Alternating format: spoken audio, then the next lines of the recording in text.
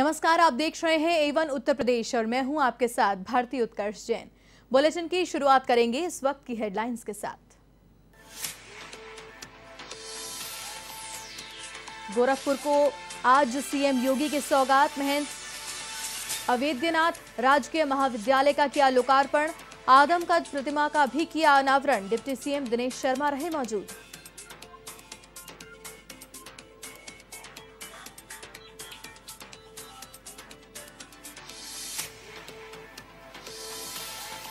लखीमपुर खीरी हिंसा मामले में किसानों की नाराजगी के डर ने रोका विपक्ष का कदम, लेकिन भाजपा ने चल दिया ब्राह्मण कार्ड। मृतकों के परिजनों का दर्द बांटने पहुंचे मंत्री ब्रजेश पाठक।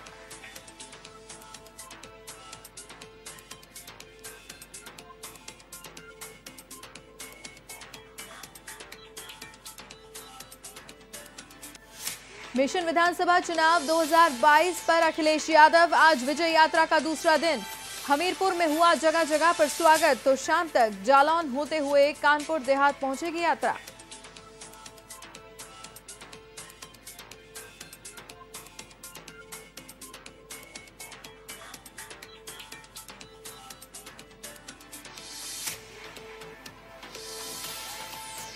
यूपी के कई जिलों में कोयला संकट का असर। फतेहपुर सहित कई जिलों में विद्युत आपूर्ति व्यवस्था बेपटरी। ग्रामीण क्षेत्रों में मिल रही सिर्फ 5 से 6 घंटे ही बिजली। किसानों के साथ आमजन भी परेशान।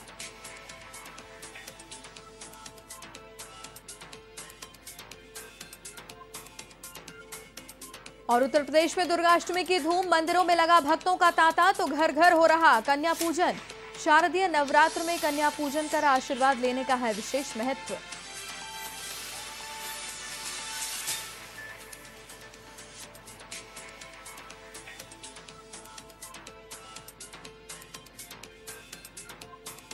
यूपी के मुख्यमंत्री योगी आदित्यनाथ गोरखपुर के दौरे पर हैं, जहां उन्होंने जंगल कौड़िया में उच्च शिक्षा के मंदिर महंत अवेद्यनाथ राजकीय महाविद्यालय की सौगात दी। इस दौरान सीएम योगी ने अपने गुरु ब्रह्मलीन महंत अवेद्यनाथ की आदमकद प्रतिमा का लोकार्पण किया। 12 फीट ऊंची इस कांस्य प्रतिमा का निर्माण जयपुर के प्रसिद्ध मूर्तिकार ने किया है। सीएम योगी के साथ महाविद्यालय के लोकार्पण समारोह में डिप्टी सीएम दिनेश शर्मा भी मौजूद रहे। डिप्टी सीएम क्या कुछ कह रहे हैं, आइए आपको सुनाते हैं। कोरोना का समय जब याद करता हूं तो आज भी मन बहल जाता है। क्यों? लोग अस्पतालों में जा रहे थे, पूरी दुनिया करा रही थी। अमेरिका की आबादी 33 करोड़ और मरने वालों की जो संख्या 19 लाख से ऊपर बढ़ गई थी। अमेरिका विकसित देश व्यवस्था नहीं कर पा रहा था। 24 करोड़ वाला उत्तर प्रदेश में मुख्यमंत्री जी के नेतृत्व में उत्तर प्रदेश सरकार अपने लोगों को बचाने का संघर्ष कर रही थी। और मुझे राजनीतिक मंच नहीं लेकिन बताने में खुशी है, धर्मेंद्र सिंह जी आपका नेतृत्व में जो आपकी पार्टी संगठन के बीजेपी के कार्यकर्ता थे, सेवा ही संगठन के नाम पर घर घर कोरोना मरीजों के परिवार को सहायता पहुंचाते दिख रहे थे, सैनिटाइजर बांटते दिख रहे थे, मास्क बांटते दिखाई पड़ रहे थे, अस्पतालों में भर्ती करते दिखाई पड़ रहे थे। मुझे आज वो दिन भयावह दिन याद आता है कि माननीय मुख्यमंत्री महोदय जी को भी कोरोना हो गया। दिन रात जब काम कर रहे थे और पूज्य पिताश्री आपके अस्पताल में भर्ती थे, आप उनको देखने नहीं गए, क्योंकि आप उत्तर प्रदेश के नागरिक थे। उनकी दवा कहां हो, किस अस्पताल में ऑक्सीजन नहीं है, कहां पर सिलेंडर पहुंचना है, कहां पर दवाई पहुंचना है, कहां पर डॉक्टर की व्यवस्था करना है, समय समय पर जिलों का भ्रमण करना, उनकी व्यवस्था करना, टीम 11 की बैठक करना और सारी चीजों को सुनिश्चित करने का काम कर रहे थे। उनका देहांत हो गया पूज्य पिताजी का। माननीय मुख्यमंत्री एक प्रतित्व भाव में एक पुत्र का स्थिति क्या हो सकती है, इसकी कल्पना आप सब कर सकते हो। लेकिन आज वो मंच पर आसीन है, मुझे नहीं कहना चाहिए था, वो दृश्य हमने देखा है, आंखों में दृढ़ता। तो गोरखपुर में महंत अवेद्यनाथ राजकीय महाविद्यालय का लोकार्पण समारोह आयोजित किया गया है, जिसमें डिप्टी सीएम दिनेश शर्मा मौजूद थे और अपना संबोधन दे रहे थे। फिलहाल अगली खबर की ओर रुख करेंगे। लखीमपुर हिंसा के बाद विपक्षी दलों ने जिन ब्राह्मण मृतकों के परिजनों से मिलने से परहेज किया था, अब भाजपा वहां पहुंच गई है। मृतक शुभम और हरिओम मिश्रा के परिवार का दर्द बांटकर ब्राह्मणों को संदेश देने के लिए मंत्री ब्रजेश पाठक लखीमपुर पहुंचे हैं। लखीमपुर सहित पूरे तराई में ब्राह्मणों के लामबंद होने के साथ अब हिंदू बनाम सिख की पॉलिटिक्स शुरू हो गई है। इसका फायदा भाजपा लेना चाहती है। हरिओम मिश्रा के पिता ने कहा है कि मंत्री ने न्याय का भरोसा दिलाया है, मेरे बेटे को शहीद का दर्जा दिया जाएगा। लखीमपुर में 4 किसानों सहित हुई 8 हत्याओं के बाद कांग्रेस, सपा और बसपा के दिग्गज नेता संवेदना व्यक्त करने पहुंच रहे हैं।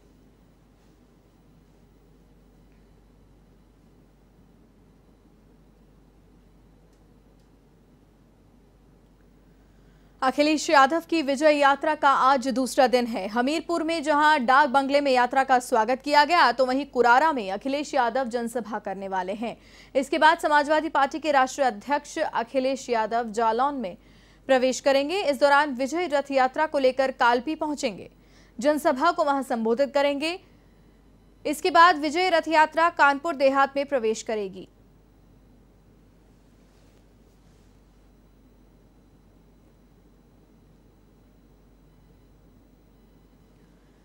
यूपी के महाराजगंज स्थित नौतनवा में परंपरागत रामलीला के आयोजन को लेकर विवाद की स्थिति उत्पन्न हो गई। दरअसल रामलीला स्थल पर अस्थायी दुकानों का संचालन होने से विवाद खड़ा हो गया। तो वहीं मामले की सूचना पाकर पहुंचे उप जिलाधिकारी राम सजीवन मौर्य के सराहनीय प्रयासों से विवाद का निपटारा हुआ। ऐसे में दुकानदारों ने नवरात्र के समापन तक दुकानों को हटाने की सहमति दी, जिसके बाद स्थानीय लोगों ने उप जिलाधिकारी को धन्यवाद दिया।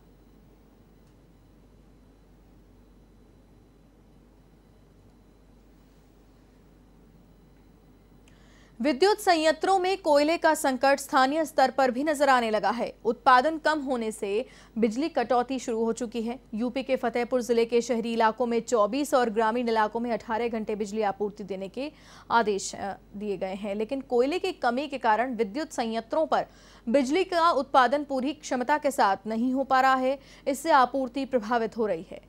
ग्रामीण क्षेत्रों में विद्युत आपूर्ति का व्यापक संकट उत्पन्न हो गया है। हालत यह है कि 10 घंटे भी बिजली मिलना मुश्किल हो गया है। उपभोक्ताओं को न तो दिन में ठीक से बिजली मिल पा रही है, न ही रात में। आपको बता दें कि कोयला संकट के चलते विभिन्न इकाइयों में बिजली उत्पादन प्रभावित होने का सीधा असर ग्रामीण क्षेत्रों की विद्युत आपूर्ति व्यवस्था पर पड़ रहा है।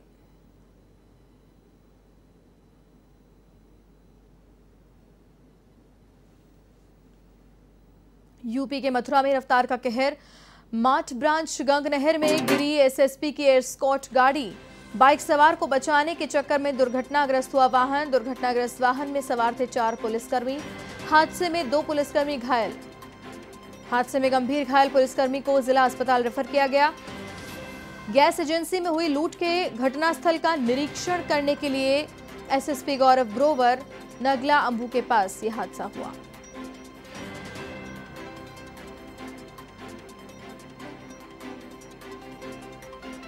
आपको बता दें, इस हादसे में 2 पुलिसकर्मी घायल हुए हैं। गंभीर रूप से घायल पुलिसकर्मी को जिला अस्पताल रेफर किया गया है, जहां इलाज जारी है। गैस एजेंसी में हुई लूट के घटनास्थल का निरीक्षण करने के लिए एसएसपी ग्रोवर जा रहे थे, जिस दौरान यह हादसा हुआ। नगला अंबू के पास यह हादसा हुआ है।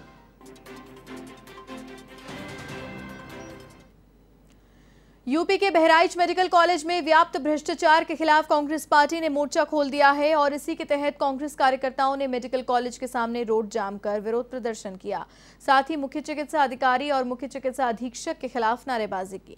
इस दौरान उन्होंने कहा कि मेडिकल कॉलेज सिर्फ कागजों पर ही सुविधाजनक है।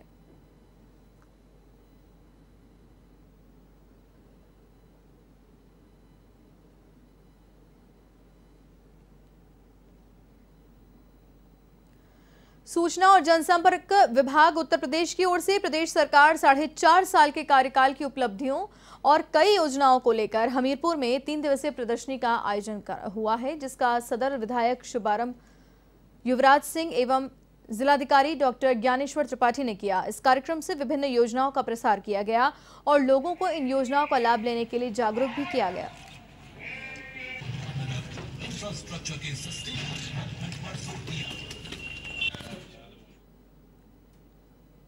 जो विकास के काम हुआ है, जिस विषय में, जिस क्षेत्र में काम किया है, उसी प्रदर्शनी लेकर जा रही है। लोगों को संज्ञान में होना चाहिए कि ये सुविधाएं, ये फैसिलिटीज़ गवर्नमेंट द्वारा जनता को दी जा रही है। और 4.5 साल में उन्होंने क्या किया, क्योंकि विपक्ष पूछता है ना अक्सर कि आपने क्या किया, तो हमें बताना भी पड़ता है कि हम लोगों ने ये किया। उसके बाद अगर कोई चीज़ आपको गलत लगे तो आप लोग तो हैं ही पत्रकार बंधु, उसको उजागर करने के लिए। यूपी के हमीरपुर स्थित गुंडेला गांव में निशुल्क नेत्र चिकित्सा शिविर का आयोजन किया गया। इस शिविर का उद्घाटन विधायक मनीषा अनुरागी और जिला पंचायत अध्यक्ष जयंती राजपूत ने किया। कार्यक्रम का आयोजन संजीवनी संस्था की ओर से किया गया। इस मौके पर क्षेत्र के नेत्र रोगियों ने अपना पंजीयन करवाकर अपनी आंखों की जांच करवाई।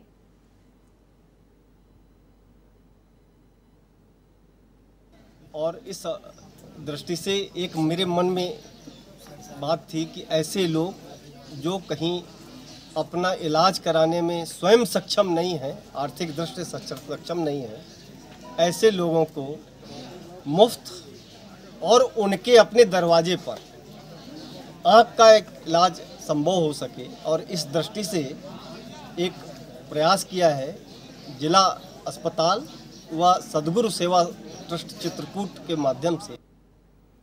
खबर यूपी के जौनपुर से है, जहां सिकरारा गांव में एक युवक का शव फांसी के फंदे पर लटका मिलने से सनसनी फैल गई।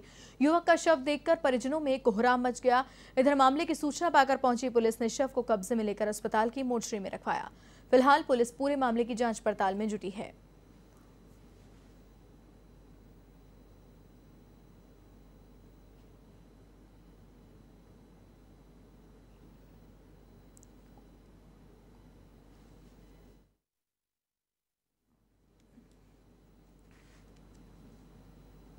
चलिए अब आपको सीधा लिए चलते हैं गोरखपुर, जहां पर यूपी सीएम योगी आदित्यनाथ मंच पर मौजूद हैं।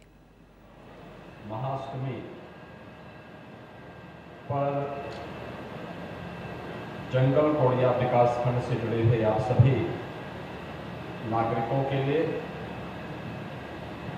प्रदेश सरकार के द्वारा आज पूज्य महाराज जी के नाम पर महाविद्यालय का उद्घाटन कार्यक्रम और उनकी भव्य प्रतिमा का अनावरण का कार्यक्रम यहाँ पर संपन्न हुआ है। मैं इस अवसर पर उपस्थित मंच पर उपस्थित प्रदेश सरकार में मेरे वरिष्ठ सहयोगी उप मुख्यमंत्री डॉक्टर दिनेश शर्मा जी, उच्च शिक्षा विभाग की राज्य मंत्री श्रीमती नीलमा कटियार जी, भारतीय जनता पार्टी के क्षेत्रीय अध्यक्ष डॉक्टर धर्मेंद्र सिंह जी, माननीय सांसद श्री रवि किशन जी, माननीय सांसद प्रवीण कुमार निषाद जी, जयप्रकाश निषाद जी, जिला पंचायत की अध्यक्ष श्रीमती साधना सिंह जी, महापौर श्री सीताराम जायसवाल जी, मान्य विधायकगण श्री फतेह बहादुर सिंह जी, श्री शीतल पांडे जी, श्रीमती संगीता यादव जी, श्री संत प्रसाद जी, डॉक्टर विमलेश पासवान जी, श्री महेंद्र पाल सिंह जी, जिलाध्यक्ष युधिष्ठिर सिंह जी, मत्स्य विकास निगम के अध्यक्ष श्री रमाकांत निषाद जी, ब्लॉक प्रमुख जंगल कोड़िया से ब्रजेश यादव जी, विजय शंकर यादव जी, गोरख सिंह जी, आज के इस कार्यक्रम में उपस्थित कैंपियरगंज विधानसभा क्षेत्र से जुड़े हुए सभी उपस्थित भाइयों बहनों, इस महाविद्यालय के इस उद्घाटन कार्यक्रम में यहाँ पर उपस्थित उच्च शिक्षा के प्रमुख सचिव, गोरखपुर के जिलाधिकारी, वरिष्ठ अधिकारीगण, क्षेत्रीय उच्च शिक्षा के अधिकारी, विद्यालय के प्राचार्य और अन्य सभी सम्मानित आचार्यगण, और इस विद्यालय में मुझे बताया गया कि 460 बच्चों ने एडमिशन लेकर के आज यहाँ पर उपस्थित हुए हैं। मैं उनका सरस्वती वंदना का कार्यक्रम भी देख रहा था। ग्रामीण पृष्ठभूमि के बच्चे इतनी गुणवत्ता के साथ सरस्वती वंदना का एक कार्यक्रम आयोजित करें, ये बहुत सराहनीय है। और इस अवसर पर मैं आप सभी मंचस्थ उपस्थित और यहाँ पर इस कार्यक्रम में उपस्थित आप सभी लोगों को शारदीय नवरात्रि की बधाई देता हूँ। महाविद्यालय प्राप्त होने पर भी बधाई और अभिनंदन आप सबके प्रति व्यक्त करता हूँ। आप सब जानते हैं कि पूज्य महाराज जी 4-5 बार यहाँ से विधायक थे। उस समय मानीराम विधानसभा क्षेत्र पड़ता था। 5 बार विधायक और 4 बार सांसद थे। और इस क्षेत्र में मुझे लगता है कि कोई बिरला ही परिवार रहा होगा जिससे उनका एक आत्मीय संबंध रहा हो। आज से 25 साल पहले, 30 साल पहले, अब जिन लोगों की उम्र 40 साल, 45 साल, 50 साल, 60 साल या इससे अधिक है, वे प्रत्यक्ष या अप्रत्यक्ष रूप से पूज्य महाराज जी से जुड़े थे। गोरक्षपीठ की परंपरा ये केवल आध्यात्मिक और धार्मिक मात्र नहीं थी। धर्म को व्यवहारिक रूप से जीने का कार्य अगर किसी ने किया था तो वह गोरक्षपीठ के इन आचार्यों ने किया था, जहां पर धर्म केवल उपासना विधि तक सीमित नहीं रहेगी बल्कि इसका व्यवहारिक स्वरूप कि इस लोक में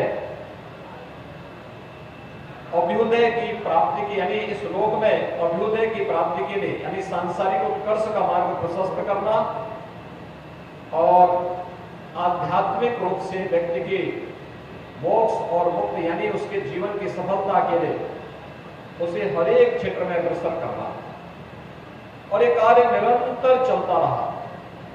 वर्तमान में भी गोरक्षपीठ के द्वारा महाराणा प्रताप शिक्षा परिषद के माध्यम से लगभग 4 दर्जन शिक्षण प्रशिक्षण संस्थाएं संचालित हो रही हैं, जिनमें लगभग 50,000 बच्चे पढ़ रहे हैं। आज मुझे प्रसन्नता है कि पूज्य महाराज जी के द्वारा के नाम पर उच्च शिक्षा विभाग के द्वारा इस राजकीय डिग्री कॉलेज की स्थापना करने के साथ ही यहाँ पर इस सत्र में कक्षा संचालन का कार्यक्रम हुआ है और आज इसका भव्य लोकार्पण का कार्यक्रम हो रहा है। उच्च शिक्षा विभाग के मंत्री और उप मुख्यमंत्री डॉक्टर दिनेश शर्मा जी को, विभाग के राज्य मंत्री को, विभाग के सभी अधिकारियों को और कार्यदायी संस्था के साथ साथ यहाँ के प्रशासन, यहाँ के जनप्रतिनिधि, विधायक श्री फतेह बहादुर सिंह जी, सांसद श्री रविकिशन जी, इन सबको हृदय से धन्यवाद देता हूँ कि इन लोगों ने रुचि लेकर के इस कार्यक्रम को आगे बढ़ाया। आप सोचिए, जंगल कौड़िया महाविद्यालय और महाविद्यालय में पहले सत्र में कितने बच्चों का प्रवेश हो जाए। प्रवेश में भी मैं देख रहा था अभी यहाँ पर जो हमारे प्रमुख सचिव के द्वारा जो बात कही जा रही थी कि 373 केवल बालिकाएं हैं और 273 बालिकाएं और 217 बालक हैं, यानी बालिकाएं उच्च शिक्षा में बालकों से आगे हैं। महाविद्यालय में प्रवेश की हुई बालिकाएं इस बात का साक्षात उदाहरण प्रस्तुत कर रही हैं और किसी भी सभ्य समाज के लिए ये एक शुभ लक्षण है कि बालिकाएं तेजी के साथ आगे बढ़ रही हैं और जीवन के प्रत्येक क्षेत्र में आगे बढ़ चढ़ करके हिस्सा ले रही है। बहुत सारे क्षेत्र हैं जिसमें बालिकाओं को प्रोत्साहित किया जाना चाहिए, जैसे सेवा का, स्वास्थ्य का जो क्षेत्र है, बालिकाएं इसमें बहुत अच्छा काम कर रही है। हमारा नर्सिंग स्टाफ होता है, आंगनबाड़ी और आशा वर्कर के कार्य पद्धति को आप देख सकते हैं। गांव-गांव और घर-घर में जाकर के कोरोना कालखंड में सेवा का जो अनुपम उदाहरण उन्होंने प्रस्तुत किया वो अभिनंदनीय है। ऐसे नर्सिंग स्टाफ ने कोरोना वॉरियर्स बन करके, हेल्थ वर्कर बन करके जो कार्य किया, बेसिक शिक्षा में जो अध्यापिकाएं हैं रुचि से उस बच्चे पर ध्यान देकर के उसको आगे बढ़ाने का कार्य करती है। और हम लोगों ने इसीलिए जब उत्तर प्रदेश में पुलिस की भर्ती थी तो हम लोगों ने कहा एक क्षेत्र जो अब तक छूता रहता था, मैं देखता था 2017 तक उत्तर प्रदेश में 3 लाख की पुलिस फोर्स में मात्र महिला पुलिस केवल 10,000 थी।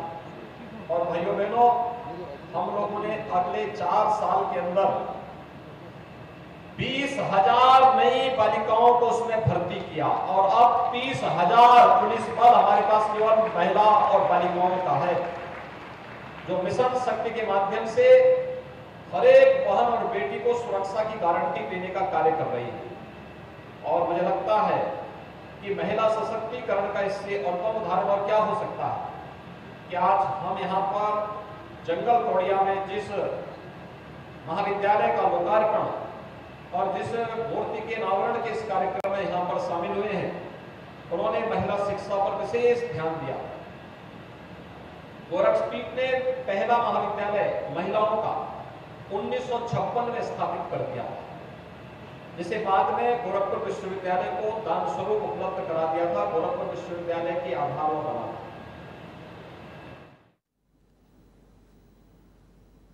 यूपी के वाराणसी में शारदीय नवरात्र के मौके पर मां अन्नपूर्णा देवी मंदिर में भक्तों की आवाजाही बनी हुई है और इसी के तहत मंदिर में विशेष पूजा अर्चना का दौर जारी है। मां का पंचामृत स्नान के बाद फूलों से भव्य श्रृंगार किया गया। साथ ही भक्तों की ओर से मंगल कामना का दौर भी जारी है।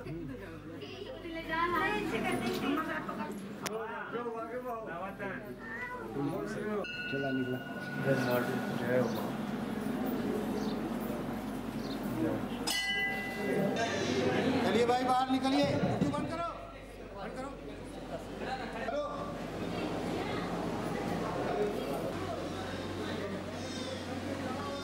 बंद करो विवेक, बंद करो।